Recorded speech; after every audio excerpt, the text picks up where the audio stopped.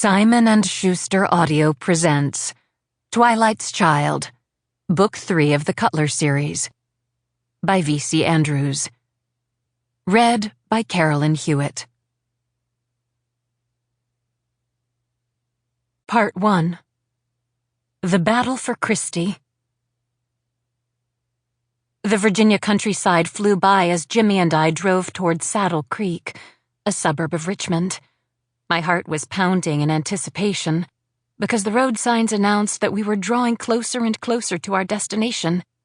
Soon I would be holding my baby in my arms. I had barely had a chance to look at Christie when I gave birth to her at the Meadows, for soon after she was born, she was taken away from me. It was the last in a series of horrible things Grandmother Cutler had done to me before she died, bitter and broken, hating me right up until the end, for reasons I didn't come to understand until the reading of the wills. "It won't be much longer now," Jimmy said, smiling at me. He was almost as excited about my retrieving Christie as I was. I was so happy that Jimmy was willing to consider Christie his own. While Jimmy had been in the army and away in Europe, I had fallen in love with Michael Sutton, my vocal teacher at the Sarah Bernhardt School of Performing Arts. But rather than being disappointed in me for not waiting for his return, Jimmy had told me he understood how I had fallen under Michael's spell. As soon as he had learned that I had become pregnant and that Michael had deserted me, Jimmy came searching for me and rescued me from the clutches of horrid Emily Booth, Grandmother Cutler's older sister.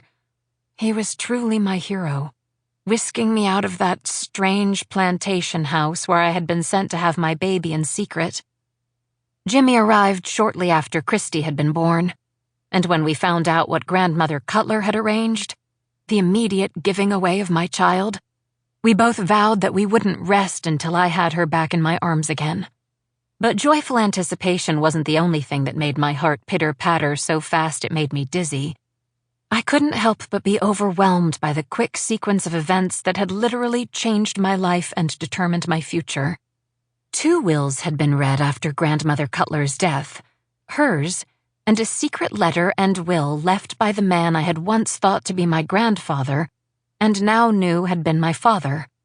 To repent for what he had considered the sin of my birth, he left me a majority interest in the family hotel. For all practical purposes, I was suddenly the true owner of Cutler's Cove. But I didn't want to be, and perhaps even more importantly, could I be? I could still hear my half-sister Clara Sue screaming at me just before we set out to retrieve Christie. Her shock and envy had— Sample complete. Ready to continue?